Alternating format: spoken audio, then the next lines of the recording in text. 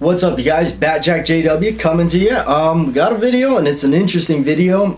Colt. Colt has gone bankrupt. It's kind of old news for a lot of us, but I've been trying to follow it the best I can. I don't know all the details, so bear with me on that one.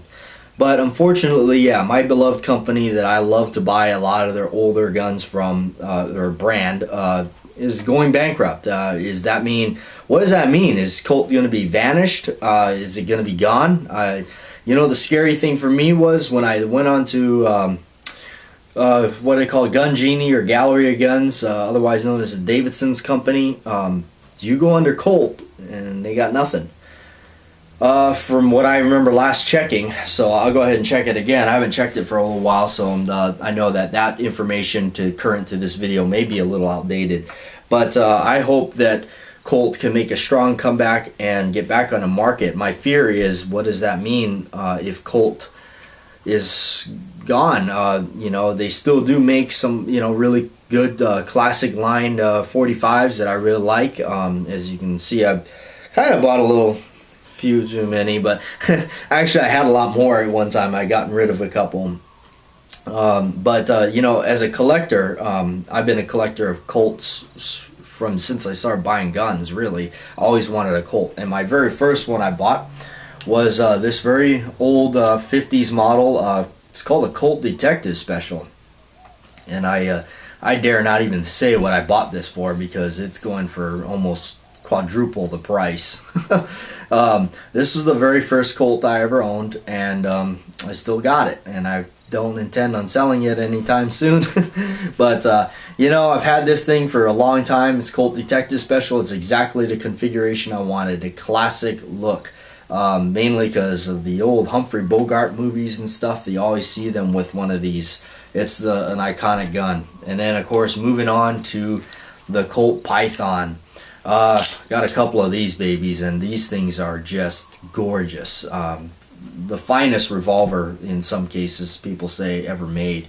I started to buy these things right away, you know, early on. While my friends were, I mean, I'm not bashing those guns, but while they were out buying, you know, $1,500, you know, $8 ARs and stuff, you know, I was looking at a Colt 1911 or something, you know, and at the time, you know, you could, I mean, they weren't terribly expensive. I mean, they're expensive. I'm by no means rich or anything, but I was very fortunate to have friends in the business that trusted me, and they would get them for me, and I would pay them back on a kind of a, you could say, like a layaway program almost.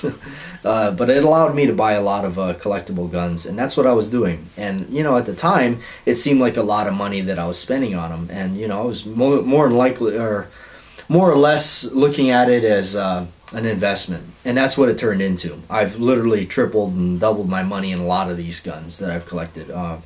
And back to, if Colt is gone, if Colt goes bankrupt and there is no more Colt, you know, in the market, that to me seems so strange. But you know, gun companies have gone under and no longer exist, and you know, it gets scary when you think about, especially like a big company like Colt. They're the granddaddy. You know, they go back a ways. You know, so makes me wonder what's going to happen to the product. Where's the you know, is it going to drive? I mean, obviously it's going to drive the prices up. You know, it's going to be crazy. So you might want to consider hanging on to your Colts if you got one.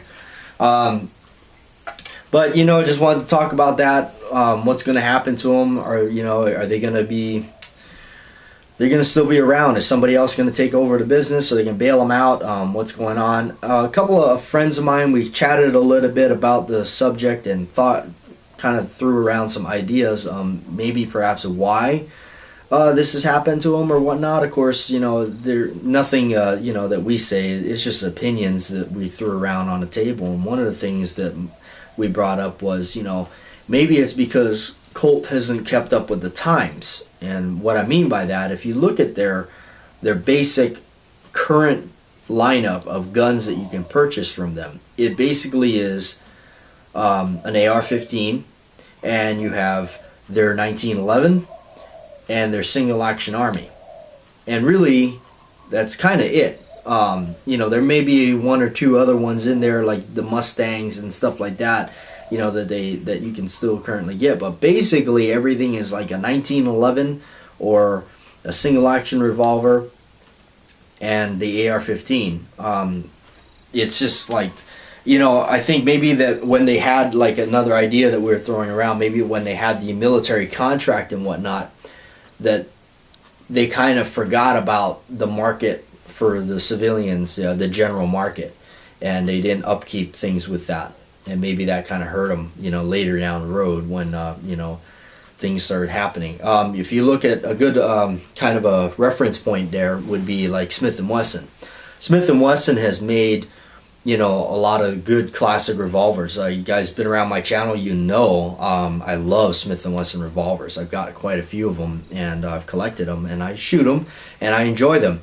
And but you see, Smith & Wesson, as things started to go into what they call the polymer wonder world, which you guys know I love Glocks and things like that. They're great pistols. Smith & Wesson definitely looked at that and said, you know, we got to keep up with that and enhance their M&P models and stuff. But they always kept up with other things too. You know, you've got other older Smith & Wesson guns that were semi-autos that maybe not necessarily the best guns, but, you know, they were still making, you know, changes. They still kept up with what was going on. They kept, you know, improving things on that line. You know, Colt kind of, you know, stood by their original stuff, and you know, times change, and unfortunately, you know, that's what happens. You know, if you don't keep up with the times, you're a thing of the past. And you know, not necessarily everybody, you know, wants to buy a Colt.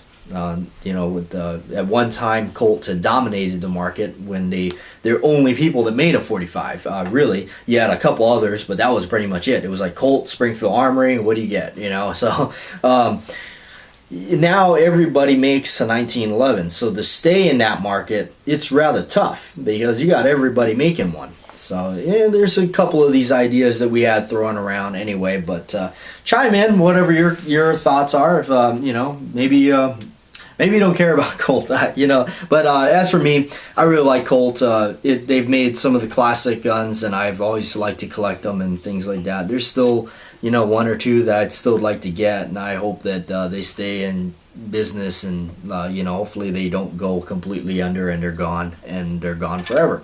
And the only things that are left is what they have on the market now. You know, like this Python. And they quit making them, and they're gone off the market. And now they've gotten insanely expensive, way more expensive. Back when I bought my Pythons, if you would have told me that they would have come up to the prices now, I would have fainted. You know, I would have bought more of them. But anyway, thanks for watching. I'm Batjack JW. Hopefully I didn't put you to sleep with this video, but let's hope. I'm hoping that the Colt recovers and they do not go under. But you know, it's kind of a sad situation for me because I really like Colt firearms. So anyway, please like, share, and subscribe. Catch you later on another video.